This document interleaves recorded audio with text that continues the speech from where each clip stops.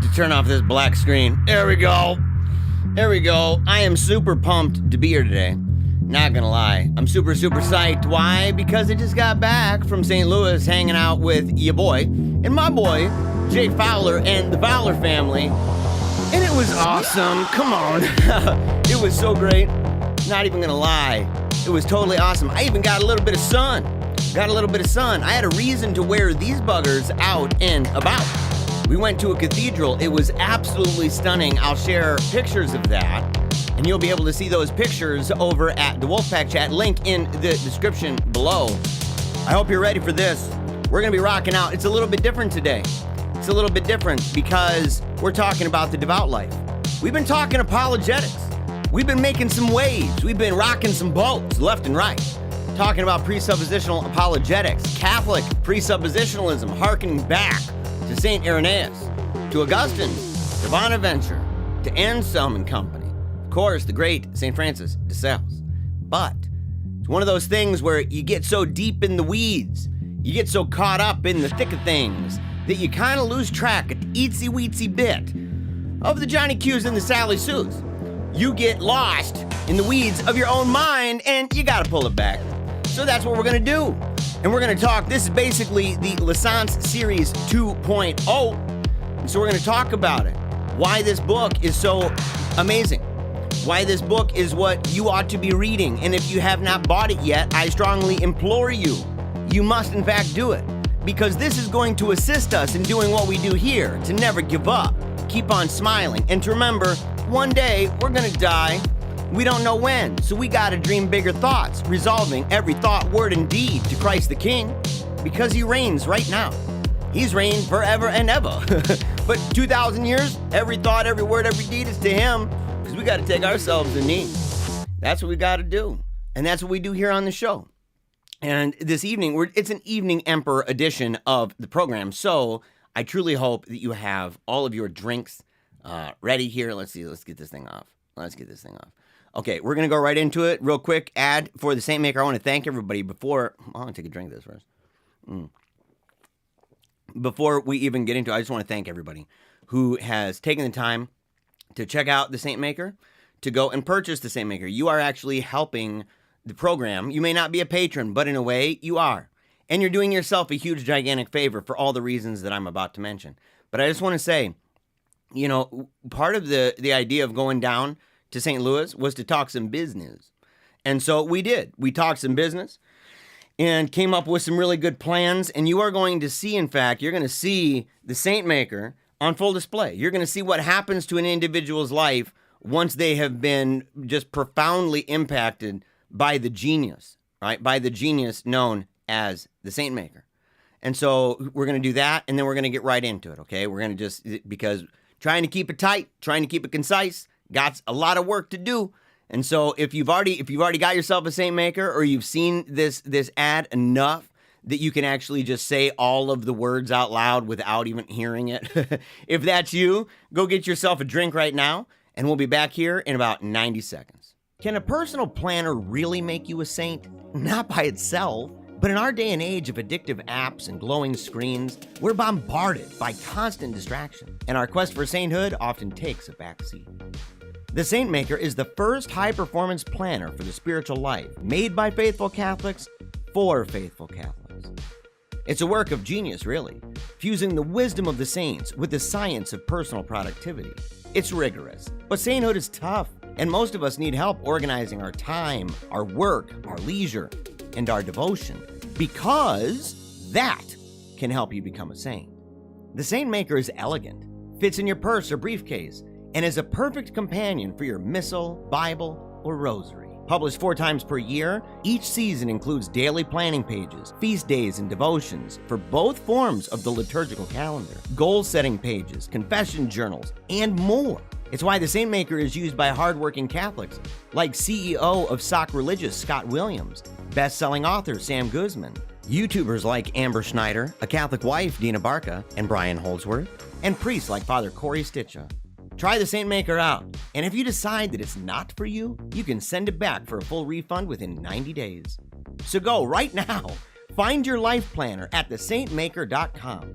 Quantities are limited though. So head on over to thesaintmaker.com to order yours and to start your SaintMaker journey today. You got to join me. You got to rock it out. thesaintmaker.com/PaleocratDiaries. All right. I hope you got your drinks ready. I hope you do. Speaking of people who are ready, I just want to say real quick, thank you to all of you in the chat. After the program is over, I've been away from Telegram. I'll be on Telegram. We'll be able to converse more. If you have a specific thing you would like to bring up during the show, make sure you can see it right now. Rachel Wilson, by the way, nice to see you. She's already done it. So you can see at the meaning of Catholic. That will get my attention. It's in big orange letters right there, big orange square. So you will be able to see it. If you put at Paleocrat or anything like that, I will not see it tonight because I'm logged in here at the meaning of Catholic. And so make sure to do that. If you'd like to converse with me and you'd like to, whether questions about this or anything else we do, or just to simply talk, make sure to check out that link in the description below for Telegram. It's a free app. It's a whole bunch of fun. So we're going to do that. All right. Yeah, what is this stuff, by the way? Voodoo Ranger. The Voodoo Ranger. It's a new Belgium. Yeah, Juice Force IPA. Hazy Imperial IPA. Dang, son. 9.5. I'm not paid by these guys. No money coming in, just delicious goodness. So I've been talking for a while about, apologetics and talking about different cults and heresies and enthusiasms and the like. And it was all part of a plan, okay? And that plan was after my time at Holy Faith Media. Toward the end, it started to get overwhelming because I was on 5 days a week, 3 hours a day. That's a lot of work. I don't know. Most people wouldn't know the kind of pre-production and post-production that goes in. They just see a video and that's it. But it's daunting, in fact. And it took a lot away from my family. But my family was at the core. The family has always been at the core. That's why I'm seated where I am. As I was telling somebody in St. Louis, this is where my daughter died. Okay, this room, this exact spot right here. And I chose this place intentionally, with great intention, to say we're still in her orbit. But toward the end of my time at Holy Faith Media, I got really down. And it was really depressing because, I'm talking about current events every day. It's during the election in 2020, all of the craziness surrounding that, and going deep dive into civilizational studies, right? Culture, high culture, civilizational cycles, political science, right? Social philosophy and social theory. All of these different things, going really deep into that, and media theory too. And it was really getting emotional. And I remember one day, it was a woman, it was a video someone sent me of this lady who had an adverse reaction to something or other. I won't say. Y'all know. But she had an adverse reaction, and she's shaking really badly. And I'm watching this, and I'm hearing her talk about it. And she's talking about how people can be really mean. And how, all that we have anymore is prayer. That's all. And on the one hand, that's a really profound thing to say for multiple reasons. But one of them, in fact, is quite tragic. And that was that I felt like at the time that our church, in many different ways, institutionally, had let us down. Our politicians had let us down. That parents had let us down. That we're letting ourselves down. And those who come after us, that we've been letting them down. And that we've reached this place where the main thing people do is just giggle at the other side. And that it's really easy to do that. It's really easy to find memes or find stories and just poke shots. That's low-hanging fruit. But it doesn't actually help anything. And so I thought to myself, I want to do something that actually helps this, because we've gotten to a place, cities were burning down. I mean, entire cities. You had people getting just curb stomped left and right. You had people getting shot, people getting stabbed. It was all sorts of crazy violence all around. And it wasn't getting any better. And it hasn't even. Even the kind of ways that people can say, well, it's not as bad. It's true, but it wasn't as bad right before that. It was a flare-up of something that's already existing. And we live in a time where everybody's wanting to have some kind of a political solution to it. So many individuals are really wrapped up with just politics. And in the book Enthusiasm by Ronald Knox, that's actually one of the problems, is that it's a kind of sickness, that once you reach that place in life where everything is a political solution, it's a kind of sickness because really it's downstream from culture. And at the heart of culture is God. right? Or God or the lack thereof, which not sure we could even call that culture. But the truth is that our priorities are out of whack. It's like in journalism with an inverted pyramid. That, for those who don't know, journalese, the basic idea is that the really important stuff, the stuff that mattered, was heavy at the top. So if you could imagine a pyramid upside down, journalists thought to themselves, all of that needs to be up front. And that way, because most people, they know, don't, just like on YouTube, most people don't watch the entire video. In the same way, most people don't read the entire article. So they wanted to make sure that the stuff was at the top. Nowadays, anyone who reads news knows that you got to go all the way down to the bottom. You'll find some qualifier there that ends up disqualifying the entire thing. And you're like, what did I just read? What is this?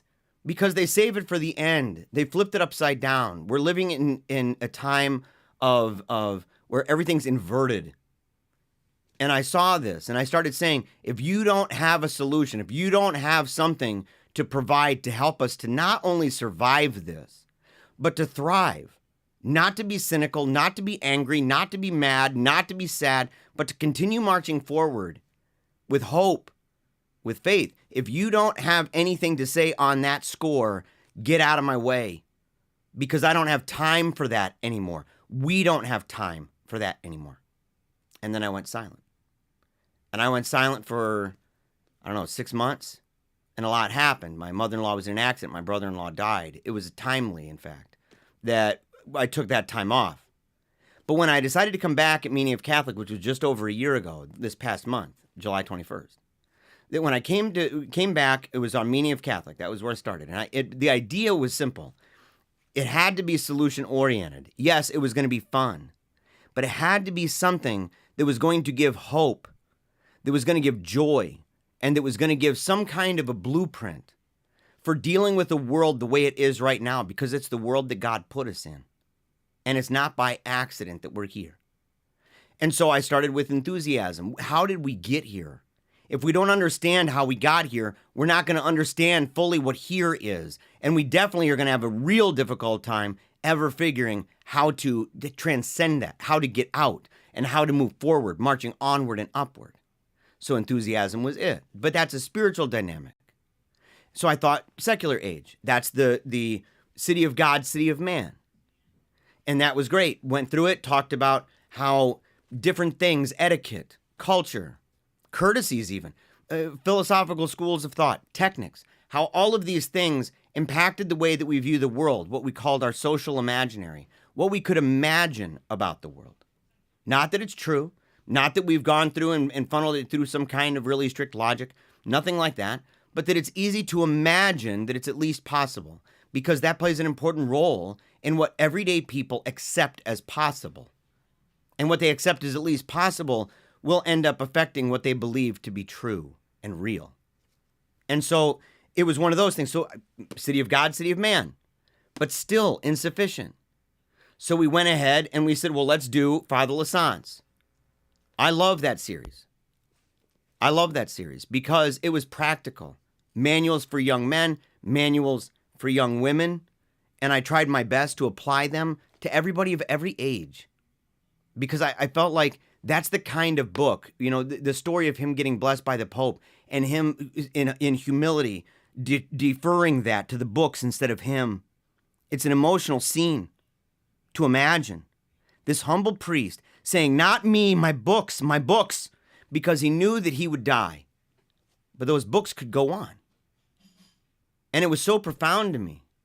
It's like St. Francis in court, right, with his clothes off kind of thing. It was one of those moments. And I said, that works. Let's do this. But as time went on, there were really great things happening. And we're going to be marching forward with all of it. Continuing talks about, cults and heresies, enthusiasms and the like. Talking about Catholic presuppositionalism. I kind of have to because, I'm, the tip of the spear. On that, it's true. It's true. And so, got to talk about it. But at the end of the day, I have to fall back on that thing that I said early on, that this show is for the Johnny Q and the Sally Sue sitting in the Catholic pew. That it's for the everyday folks doing everyday things in an ordinary way that ends up being used by God profoundly. that's way bigger than we could have ever imagined. And I thought, I need to get back to that. How do we do this to keep that as something that is part of the stream that happens in this show? Because that's part of my dream bigger thoughts. That's where I came from. I needed to get back to that place. This book right here, this book was one of the first books I read when I came back to the church. In fact, I wasn't even in the church yet when I read this book again and wept because it was so profound on me. And I realized it's not always just an argument. Sometimes it's what your system itself provides to the world that gives meaning and purpose, not just to things like, childbirth, not just to things like marriage or coming of age, but to death. And that's something I had experienced with the death of my daughter from childhood brain cancer. And so books like this, books like DeSales, or like Father Lassant's, dramatic impact. And I thought, we're going to do it. We're going to do it. And so at the very, very, very beginning, I just want to tell you what you're getting into from the introduction. And if you don't have the book, I strongly encourage you to get it, because we're going to go through, and we're not going to go through every single chapter. So I want you to be able to go through different chapters, and we'll do some of them maybe even on Telegram and other places. But I wanted to start with an actual introduction, right? The introduction to the devout life is meant for all Christians. This is the introduction. Let me see who wrote this. Let me get the guy's name. John Revel, S.J. Introduction to the Devout Life is meant for all Christians. St. Francis himself tells us that too many spiritual authors address themselves in their writings to priests only, to religious men and women living under a special rule that obliged them to aim at a higher perfection. These authors did not address the vast majority of their brethren, who had no other guide but the gospel. They'd cloistered the principles of sanctity and made asceticism a closed book to them. Yet our Lord had preached that perfection was meant for all men. When I read that today, it's kind of funny. Maybe you do this too, but I didn't read the introduction. When I first read this, I didn't read the introduction. Sometimes I just skip over it. Translators' introductions, I'm like, nah, I'm not even going to do it. I'm really selective. I'll go through and find specific chapters that I'm particularly interested in. Most of the books that I've read, it's not every single chapter down to the very end. The ones that I particularly love, yeah, those ones I do. Fiction books, yes, that sort of thing. But a lot of this is fill in the blanks for me. So when I read this today, thinking I wanted to do an introduction, it stood out. In fact, it was part of the secularism series that we talked about the idea that back in the day, you had this knowledge of spirituality, this knowledge of asceticism, this knowledge of theology that was very, very roped off. And there's arguments, pros and cons to this, right? Reforms that took place that were otherwise good, that kind of unleashed a little bit of Pandora's box, little eaters, and ended up changing the game big time in such a way that even negative things came. Positive, yes, unquestionably so. And yet at the same time, some negative things. In the analysis of secular age, this, in fact, would be one of them. And yet, just like hammers, cars, anything else in the world that we use all the time that we benefit from, those have the same kind of price tag. And these things come. And you can't entirely predict the fallout. And even if you could, you wouldn't stop it. And for good reason. But that's what happened. And more than that, it is a special merit of the Bishop of Geneva, St. Francis de Sales, to have opened the two rigidly barred gates of asceticism, to have given asceticism, devotion, an open entrance into the court, the camp, the farmhouse, the fashionable salon or parlor, the workshop of the laborer, to have taught with unsurpassed authority, sweetness, and charm, that the very height of sanctity and perfection might be attained by any man or woman who in the fear of God and his love fulfills all duties of the state of life in which his lot had been cast.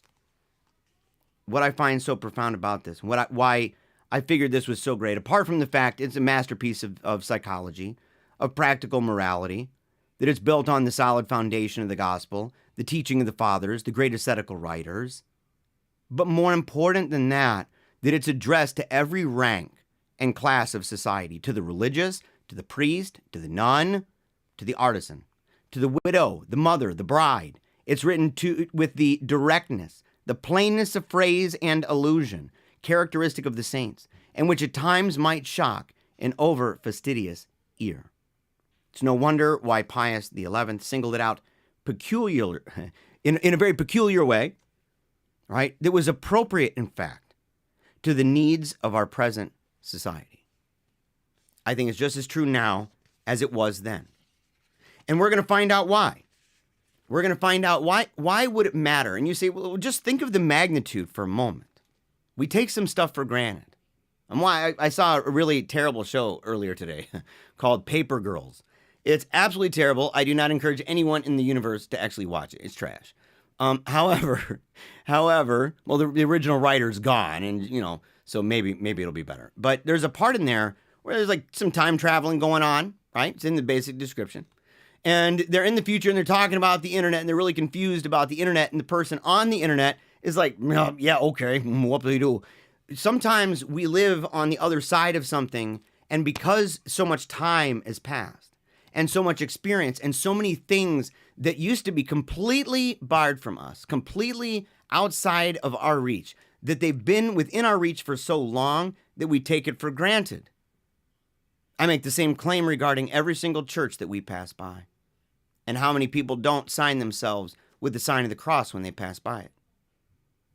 How many Bibles people have seen, the name of our Lord, the name of Our Lady, so many times, so many places, right, that we've been involved with that sort of a thing and been faced with that cross and that crucifix and that Blessed Mother, that when we've been confronted by that, or churches that we pass by, because in fact of the triumph of stuff like this, because of the triumph, because of it, we've been completely surrounded. It has saturated the Western mind. It just has. But in so doing, it also ended up being something that made it just kind of common, like a shrug of the shoulder rather than a sign of the cross. And it's terribly unfortunate. But that's a unique situation for us, isn't it? It's unique, I think, to say that we are in a post-Christian world. It's not the same as coming out of another kind of world. A post-Christian world is unique in that regard, that it's following the triumph of Christendom. And that once Christendom had bloomed and blossomed and gone all over the place, various things had happened. And in so doing, brought us back to this landing place where we are right now, surrounded as we are with churches, surrounded as we are with people who profess Christ with their mouth, but not with their actions, not with their thoughts and their words and their deeds.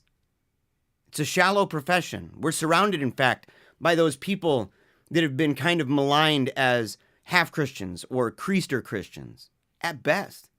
And I defend, by the way, the Creaster Christian. It's better that they're there. It's a bad sign when even the Creaster Christian isn't pressured enough by society to put his tie on, to get dressed up nice and fancy. It's a serious problem. But that a lot of times people think that because we're in a post-Christian age, a lot of the things that were there before, that those, maybe they even played a role in kind of leading us to a place, the social imaginary and everything else, that led us to a place where that's how we've been impacted. And we might even put blame on that, or think that it's completely incapable of helping us form a solution. I think that's wrong. In fact, I know it is. I know it's wrong. Because along the way, it didn't have to be this way. And if people would have simply followed advice, sage advice before, it didn't have to be the way that it's been. It's not fate. Choices were made, priorities, or the lack of priorities. And so we can go back to the wisdom of those who've gone before us, who blazed the trail. And one of the main people I go back to all the time is St. Francis de Sales. In chapter 1, the true devotion described, he's talking to Philothea, and he says, "You aim at true devotion, but inasmuch as trifling errors at the outset of any undertaking are wont to increase rapidly, as we advance, frequently becoming almost irreparable. It's needful that, first of all, you should ascertain wherein lies the virtue of devotion. For there are many counterfeits, but only one true devotion. And he goes further and says, and therefore, if you do not find that which is real, you will but deceive yourself and vainly pursue an idle, superstitious form. So right from the get-go, he's not believing that it's many different ways. This isn't the coexist of true devotion. No, there's true devotion is kind of whatever you want. Hodgepodge, mishmash. None of that nonsense. None of that nonsense. He believes that there is one true devotion. And so he's talking about how when people come to this, though, that one of the tendencies that makes it tough and why it tends to this kind of divisive thing where there's all different forms and styles and flavors and hues of devotion. The reason why he brings up Aurelius. Aurelius gave to all his works of art the countenance of a woman he loved. And so everyone colors his devotion according to his tastes and inclinations.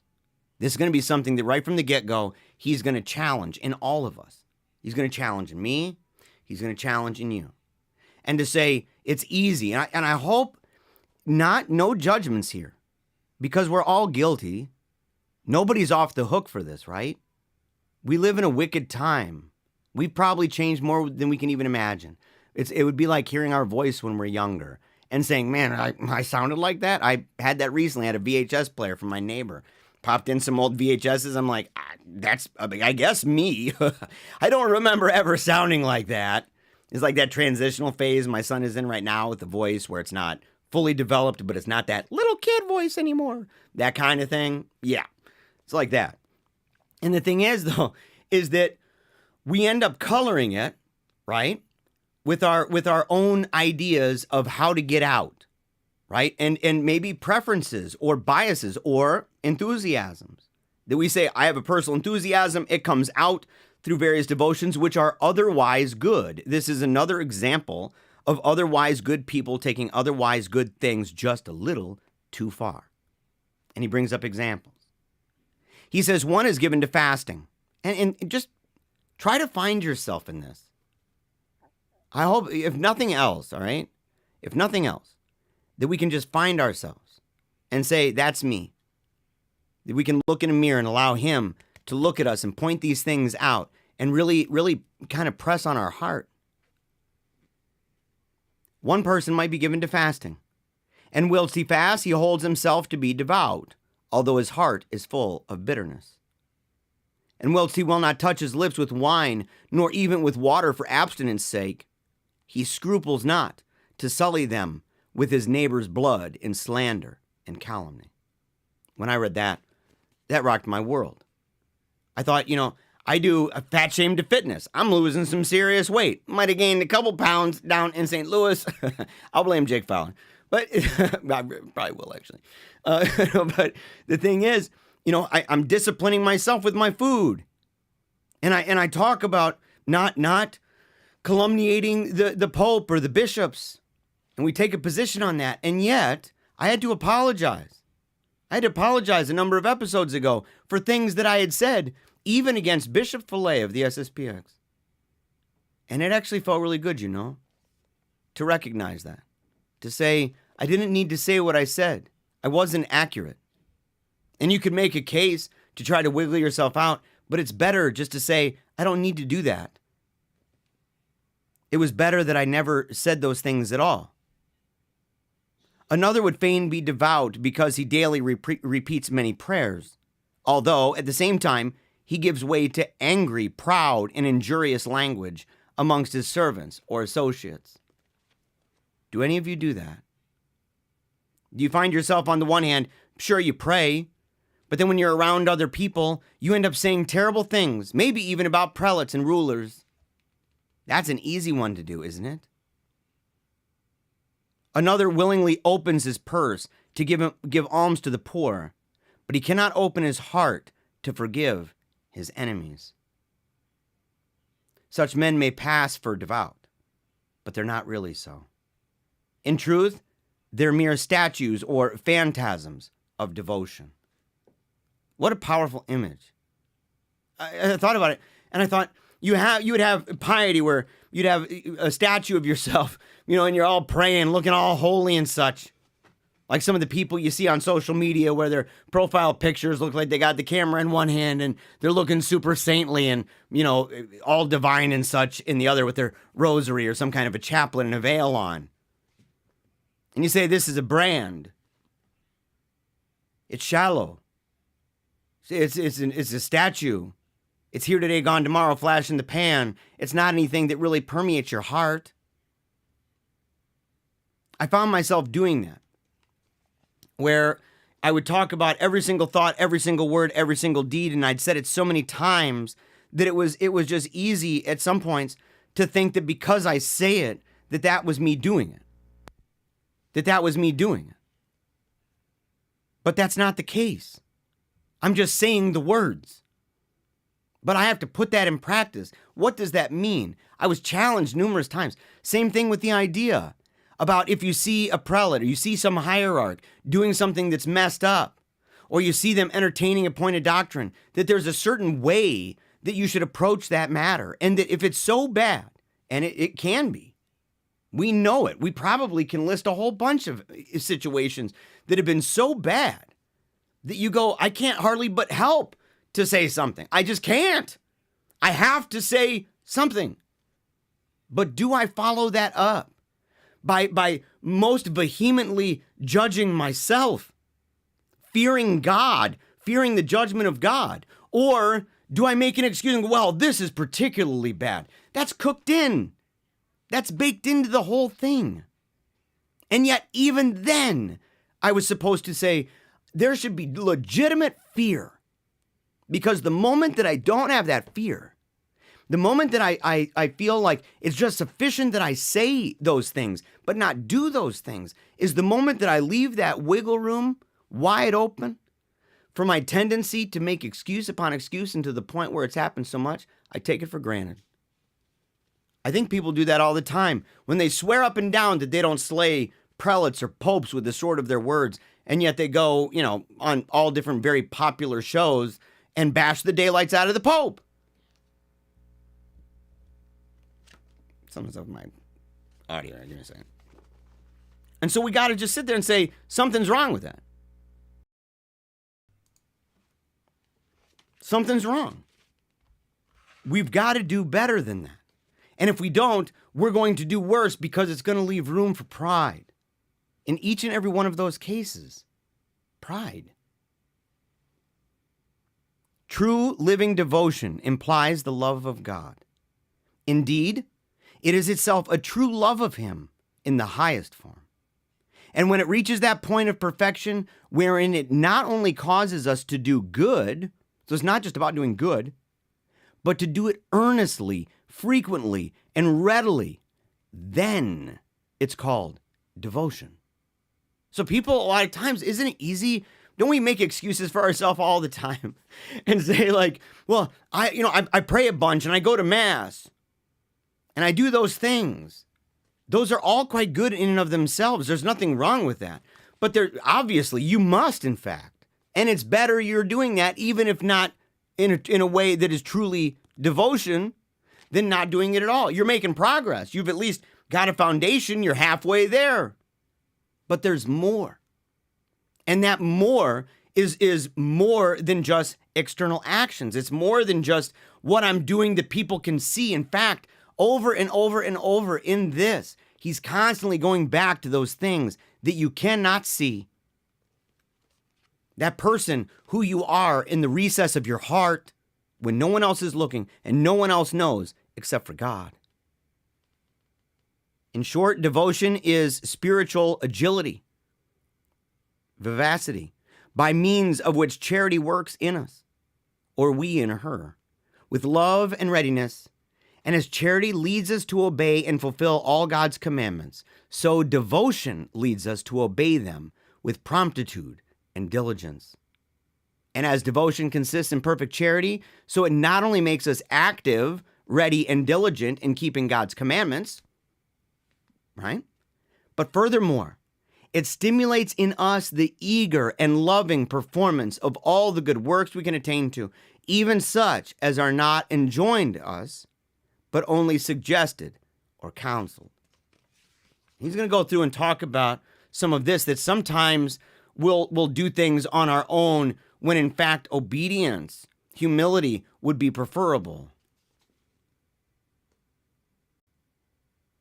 He talks about how the world calumniates these things and what that will make of us if we begin to do this. Already, have you experienced in your own life, have you experienced people making fun because of what you do or what you believe, mocking you for praying the rosary, mocking you for attending mass or going to confession, mocking you for the icons in your home, ridiculing you?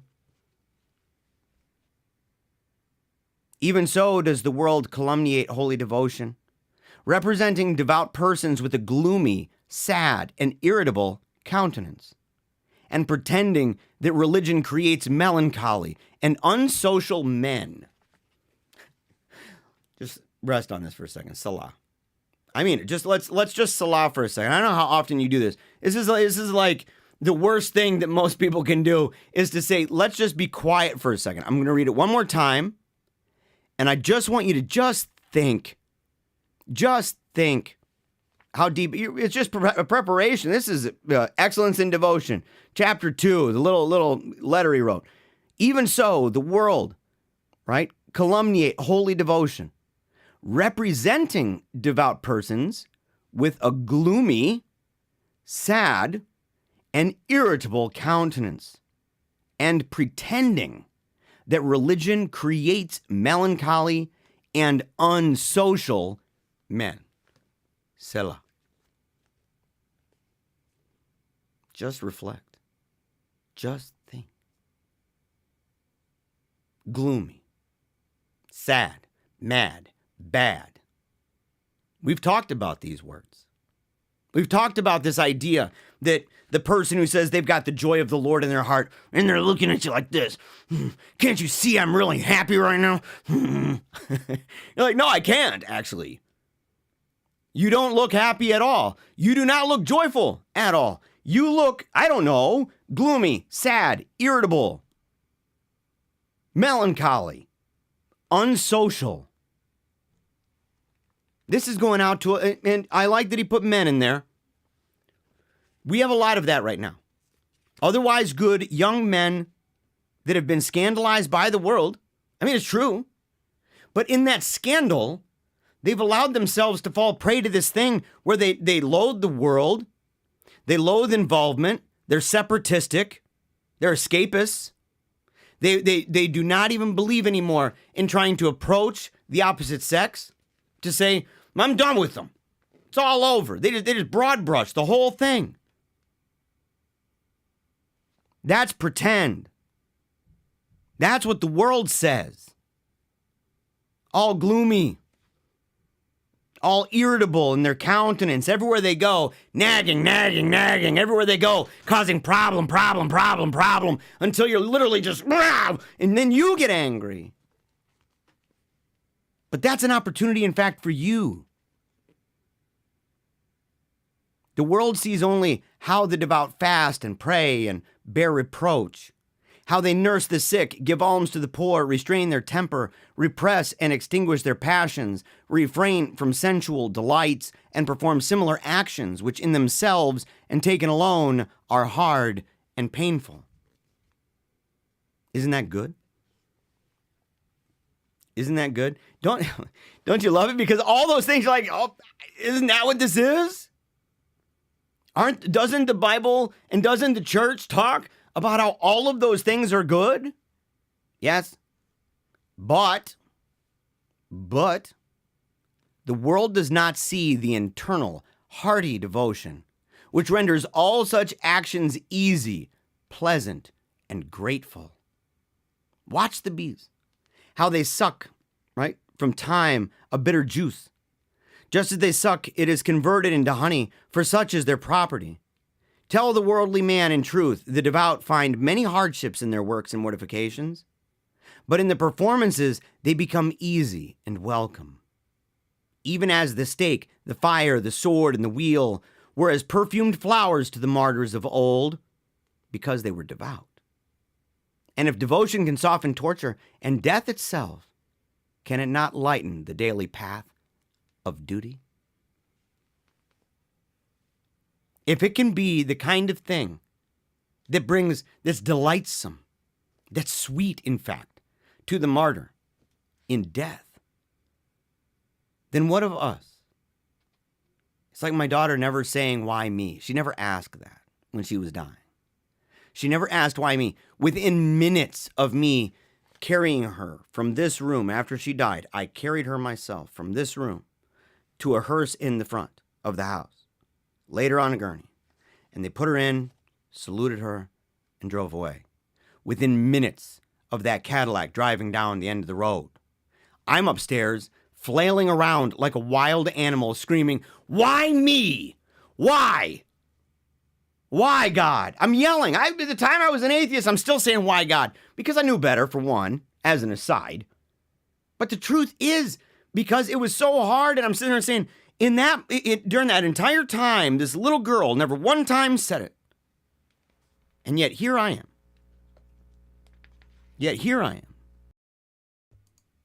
Doing this sort of thing where all of a sudden I easily fall prey to it. I did not accept that as joy. And there's a balance of these things. You're not a sicko. You understand there's a time to cry, just like there's a time to plant or a time to sow, to sow and to reap.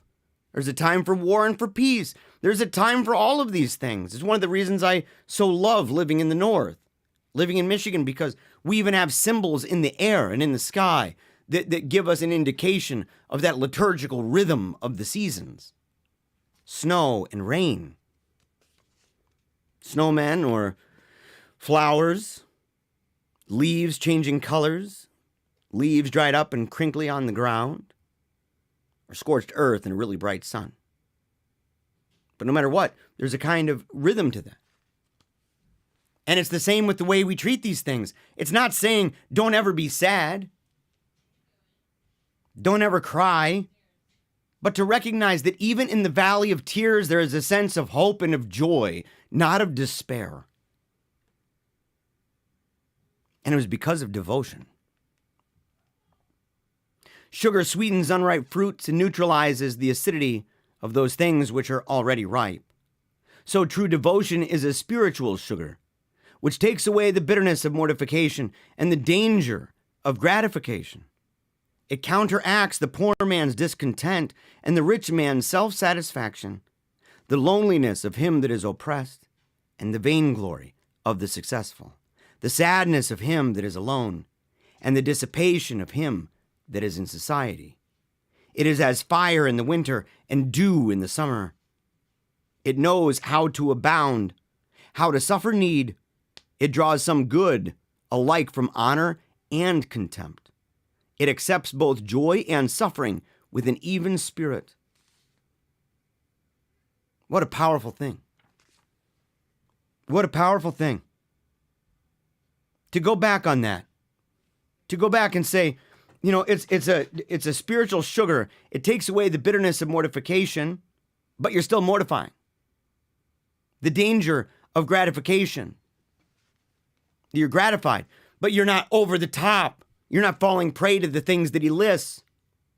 Have you been discontent in your poverty? I have. Have you been discontent because of what you do not own? Have you ever been in a house where a friend of yours and you walk into a house and it's so beautiful, it's so nice. They have so many good things, beautiful soft couches and all these different amazing lamps, electricity that doesn't flicker every time you turn the stupid light on. They have a pool outside. They have a field and acres of land. I was at one such house just recently. They're really cool people too. They're doing basically inspired by a kind of Benedict option ordeal. Going out there, building, family, connected, tons of land. It was amazing. It'd be easy to look at that and say, Man, I really wish I had that. And to envy. But to be content with what you have. How many people do that, in fact, with their husbands or their wives? That they look around them and they see other people and they're discontent in the poverty that they have at home, all the while looking around at all the beautiful bodies and faces and legs that are walking around, not realizing the jewel that they have in their home. Do you love your spouse? Do you feel that you are in poverty? Are you, in fact, in financial straits? And if you are, can you look at your wife, even through the teary eyes that you have because it's hard to pay the bills, and you can look at that husband or look at that wife and realize the crown jewel in your life? I can. Makes it a little bit easy because we've never been that other part about the rich man's self-satisfaction. we've never struggled with that. And maybe part of it's easy sometimes to look at your mega hot half Korean beauty queen wife and see her as the crown jewel of your life when you're kind of broke and such. But it's true. How do you view them? Are you joyful? Even there's a poem. Oh my gosh. I wish I knew. I don't have it on hand. I think it's the Hungarians. Let me see. It's worth it. If I can find it, it is worth it. Poem. Hungarians, accordion. Happiness. Carl Sandburg. I'll read it. I asked the professors who teach the meaning of life to tell me, what is happiness?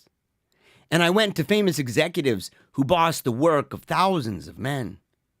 They all shook their heads and gave me a smile as though I was trying to fool with them. And then one Sunday afternoon, I wandered out along the Des Plaines River, and I saw a crowd of Hungarians under the trees with their women and children and a keg of beer and an accordion. There's something about that scene that always chokes me up. That we look for happiness in all the wrong places. Even if you're poor, if you're rich, doesn't matter. Whether it's sadness, right? Vainglory, loneliness, doesn't matter. In all of those things, we're looking for the answers in all the wrong places. In the creation, God commanded the plants of the earth to bring forth fruit, each after its kind. And in a similar way, he commands Christians, who are the living plants of his church, to bring forth the fruits of devotion, each according to his calling and vocation. There's a different practice of devotion for the gentleman or the gentlewoman and the mechanic, for the prince and the servant, for the wife, maiden, and the widow. And still further, the practice of devotion must be adapted to the capabilities, the engagements, and the duties of each individual. It would not do were the bishop to adopt a Cartesian solitude, or if the father of a family refused, like the Capuchins, to save money, if the artisan spent his whole time in church, like the professed religious, or the latter were to expose himself to all manner of society in his neighbor's behalf, as the bishop must do. Such devotion would be inconsistent and ridiculous. Don't you love that a little right there? And isn't that a little bit of a tendency, though? In fact, maybe fueled a little bit by the realization that things like this were allowed out, the floodgates were allowed to be opened, and all of these truths and all of these methods were revealed to the masses for the first time, and that he was a tip of the spear in that regard. That tendency is there. It's heightened. But that doesn't mean that we can blame it or find it to be bad. It means that our awareness we have to have a keen awareness of it. We have to be to a heightened sense and alert to know what the problem is, that we may want to take at times things upon ourselves that just simply aren't ours. Taking, above our pay grade. to say, that's not my job. That's not what I'm supposed to do. That's reserved for a bishop. Thank God, in fact, it's reserved for him. Thank God, in fact, that's reserved for the nun. Thank God, in fact, that that's reserved for a husband or for a wife. And to recognize the order of things, the order of reality and of civilization, of culture, to recognize the order of these things, hierarchical, and yet at the same time, there's dimensions of it that are more, in one way or another, egalitarian. It's a mix of these things.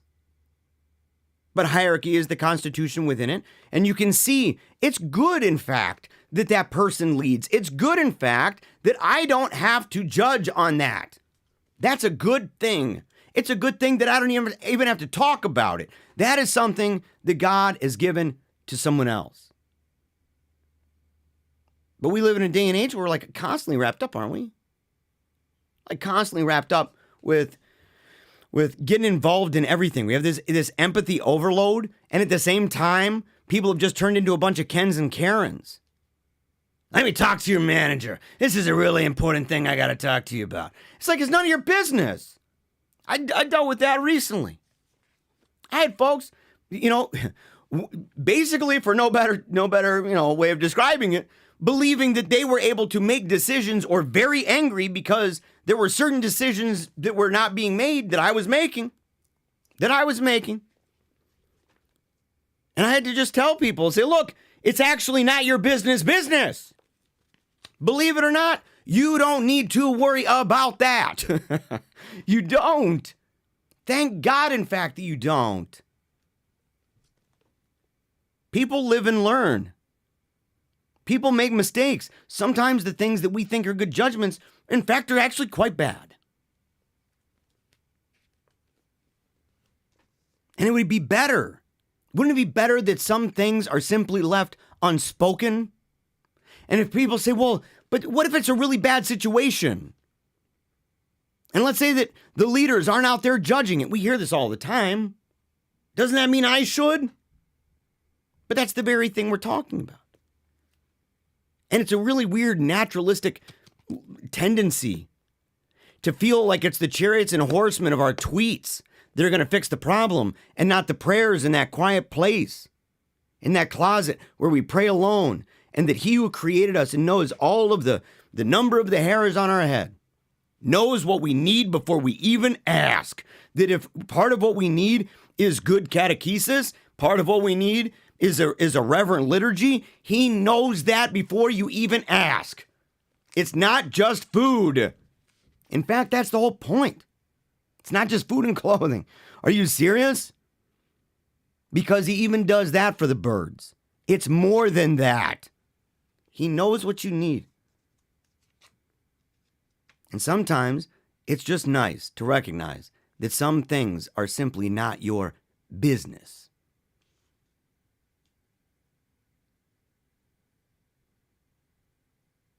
Yet this kind of mistake is not unfrequently made. And the world being either not able or not willing to distinguish between true devotion and the indiscretion of false devotees condemns devotion, which nevertheless has no share in these inconsistencies. No, true devotion hinders no one, but rather it perfects everything. And whenever it is out of keeping with any person's legitimate vocation, it must be spurious. It must be. You don't need to do that. In fact, you should not be doing that.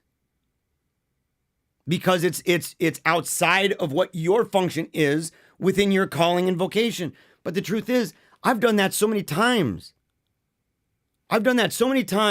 And you want to know when it stopped? I mean, I'm not meaning to be like, oh, I figured it out. But where it stopped being so frequent and it stopped being so harsh was when I did a novena. I prayed a novena to better understand, what is God calling me to? What is my vocation in life? Apart from the obvious things. I'm a dad, okay? I'm a husband.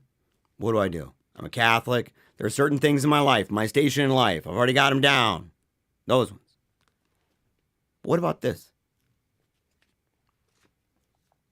Once I settled on that, and by the way, thank you, Saint Jose Maria Escriva. Thank you.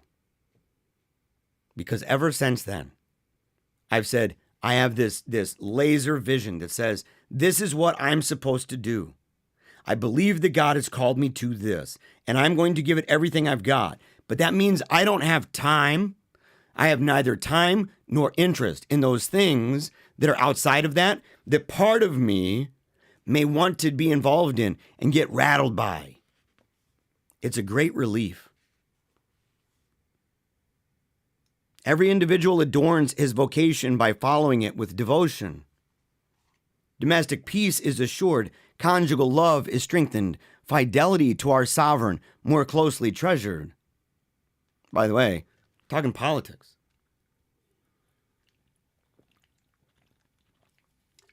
We'll do an episode sometime specifically dealing with how to treat prelates that you don't like. What do you do? How should you view them? And all occupations rendered more acceptable and agreeable. Pause. When you go to work, whatever you do you find it acceptable and agreeable? For one, do you feel that what you're doing in your life is what you're supposed to be doing? Are you convinced of this? Did you pray about it, think about it, talk to others, go to a spiritual direction about it? Did you do that? Or is it more that you're just kind of going with the flow? Maybe you have to. Maybe there's just not a lot of options out there. But if you ask yourself sincerely, how hard have you tried? Did you pray? I'd encourage a novena. In fact, St. Jose Maria Escriva got a good track record, at least, with me. But pray about it. Because, and if you are in that place where it's just simply where you must be, there's no other thing for you right now, you would like one day to get out of that job and to be doing something else, but at the time it would be imprudent to do that. It's an inopportune time. There's seasons for this stuff. But if it's an inopportune time, what are you doing right now to make that job acceptable and agreeable? Same thing with being a child. And I'm talking to even big kids, okay? Big kids like me. I got parents, right? We all do. We all got ourselves some parents. And so those parents sometimes were not very acceptable or agreeable. And maybe they've been scumbags. Maybe they have done absolutely atrocious, terrible things. Maybe they are just, on some fast track, slippery slide, right down to HE double hockey sticks. That's all the more reason, number one, to pray. Number two, to realize what is your function, what is your role, to limit yourself to that, to find yourself agreeable, not sad and gloomy. All the different descriptions he used earlier when talking about individuals that find themselves, having a false statuesque kind of devotion or righteousness. It's not merely an error, but a heresy to suppose that a devout life is necessarily banished from the soldier's camp, the merchant's shop, the prince's court, or the domestic hearth. Doubtless that form of devotion, which is purely contemplative, monastic and religious, will not accord with their vocations. But there are other forms of devotion suitable to perfect a secular life. And we can learn from others. People sometimes, I think it's even, look at the tendency now. The tendency now is if people want to get their life right, they kind of do this like hardcore ascetic thing, but they're not ascetics. They're not living in any kind of cloister. They're not in a hermitage. They haven't taken vows. They're not part of orders or anything like that. And yet and that's okay to try to incorporate more and more. Part of that comes from this. But at the same time, it's almost like they feel that that's the only way. They're still stuck back pre-Decels. They're stuck back before the Counter-Reformation of this, before the great reforms of this. It said, you are able to apply these things in a way that is best suited to whatever you are in your life. A mechanic, a butcher, a baker, a candlestick maker. Doesn't matter. And how do we know? Because we can learn from examples. These are who he listed: Abraham, Isaac and Jacob, David, Job, Tobias, Sarah, Rebecca, Judith, St. Joseph, Lydia, and St. Crispin in their trades, St. Anne, St. Martha, St. Monica, Aquila and Priscilla in their households, Cornelius, St. Sebastian, St. Maurice in their military charges, and from Constantine, St. Helena, St. Louis, and St. Edward on their thrones. Some even have prospered better amidst the multitude, which seems so ill-suited for holiness, that in solitude which appears its most likely soil. Thus, St. Gregory remarks that Lot remained chaste whilst in Sodom, and fell into sin after he had forsaken it. Wheresoever we may be, we may and should aim at a life of perfect devotion. Yeah. Yeah. And so it's one of those things. It doesn't matter what you do. It doesn't matter what you do. Whatever your vocation is in your life, and you have one. You have one. And I don't know if gypsy would be one of them, right? The idea that you're just kind of floating about, going from thing to thing to thing. A lot of serpent handlers did that, you know. A lot of the basket weaver class among the enthusiasts in the Middle Ages, they were heresy mongers, chitter chats, right? That sort of thing. They found themselves in that way. But other than that, I mean, unless you have a vocation where you're out and about preaching in a specific way, and no matter what, it's one of these things. A lot of people would like to treat themselves and their vocation almost like these pastors that just go around all over the place, but they don't have a director. What I do is an extension, in fact, of the ministry of the church and the way the Vatican II talks about that. In talking about lay apostolates, to say it's an extension, but I follow the priest as the priest follows the bishop, as the bishop follows the pope, as the pope hears, right? Hears our Lord. And as he guides the church as the shepherd, with God, with our Lord Jesus Christ as the head of the church, and the pope as its vicar. In that way, there's a connection between those things. So there's no rogue in any of that. If you're like, yeah, I'm just rogue about it. It doesn't really matter. I can do whatever I want. That might sound in like good in like a Wild West movie or something. But that's not really life. I don't know if anybody has ever gotten direction. Yeah, just do that. Just be real rogue. Just be like floating around, doing whatever you want, whenever. That's your vocation, dude. Yeah, those people are really high, right? They're probably on a lot of weed. So they're smoking some drugs. So you can do these things, but what is your vocation? Everyone has a vocation. What is your vocation? If you don't have an elevator speech for your vocation, and if you don't have anybody in your life that you can go to and say, help direct me, you're wiser than me, you've been around longer than me, maybe you got some gray hairs, right, like I do, or you've got the wrinkles on the side of your face. They look like a road map from the olden days. You're sitting there and you see that like, oh, it's all stretched and junk, all nasty. You sit there and you say, you've been around the block. You know what you're doing better than I do. And he dedicates, in fact, we're not going to go through it here, but he has a chapter called the necessity of a spiritual guide. He said you have to seek a holy guide for, and conductor in that way. It's a holy man, obliging herself to follow his guidance. So the idea is that you are subjecting yourself to their guidance. They're a director, a spiritual director. We should search those people out. And I'll leave you with that because I think there's a lot already to think about. But to think about a spiritual director and not to be careful about who you have, right? Because it's so all important for you to begin this, to be led by a safe guide. If you heartily pray that God would give you such, He will supply your need in his own way.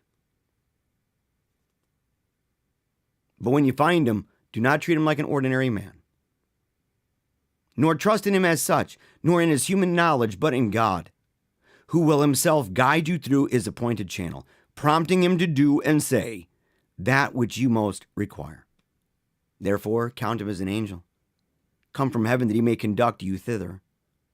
Have toward him an open heart, in all faithfulness and sincerity, laying bare to him alike your evil and your good, without pretense or dissimulation. By this means, what is good in you will be examined and established.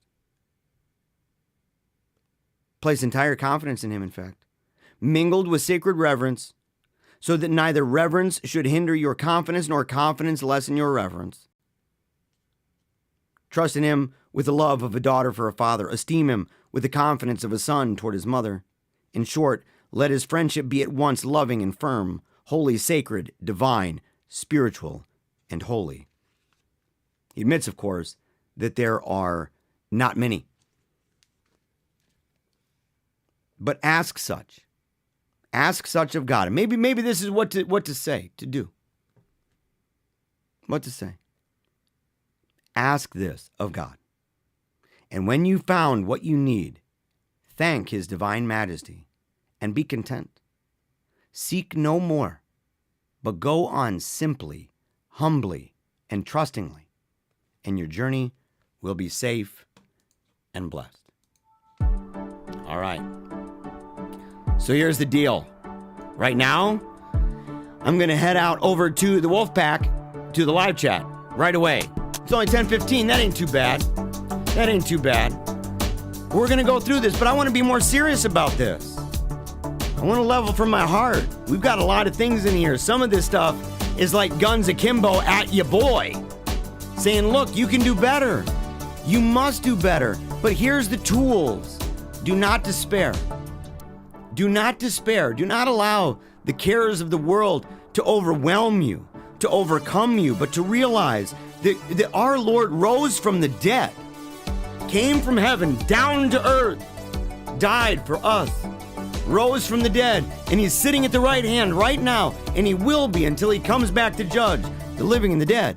And that includes us. That includes us. And what is he going to judge? Those things that we did and that we did not do. In our hearts, me and you. So we've got to make it real. We've got to make it happen. And it's one of those things that I hope you are okay with this. Because it's one thing to say, here are some of the best reasons why I believe that God's existence isn't just possible, it's indubitable. And that you can know certainly that he exists. And that those people you're talking to, that they know it, that they're suppressing it. But then you say, but then what? What do we do?